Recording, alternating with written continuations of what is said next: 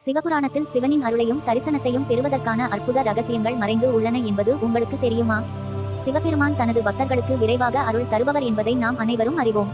ஆனால் சிவபுராணத்தின் ருத்ரசம்ஹிதா பகுதியில் வெறும் பூஜை மற்றும் தியானத்தின் மூலம் எந்த விருப்பமும் நிறைவேற முடியும் என்று தெளிவாக கூறப்பட்டுள்ளது.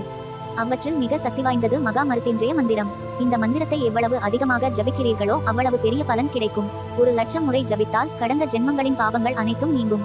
3,00,000 முறை ஜபித்தால் உங்கள் அனைத்து விருப்பங்களும் நிறைவேறும். இது மிகவும் அரிதானது. 4,00,000 முறை ஜபித்தால் பரமேஸ்வரன் நேரடியாக உங்கள் கனவில் தோன்றுவார். அந்த தரிசனம் உங்கள் வாழ்க்கையின் அனைத்து பிரச்சனைகளையும் தீர்த்துவிடும். 5,00,000 முறை ஜபிப்பவர்களுக்கு சிவபெருமான் நேரடியாக முன்தோன்றி தரிசனம் தருவார் என சிவபுராணம் கூறுகிறது. 10,00,000 முறை ஜபிப்பவர்கள் சிவலோகத்தில் இடம் பெற தகுதியானவர்களாகிறார்கள். அவர்களுக்கு மோட்சம் எளிதாக கிடைக்கும்.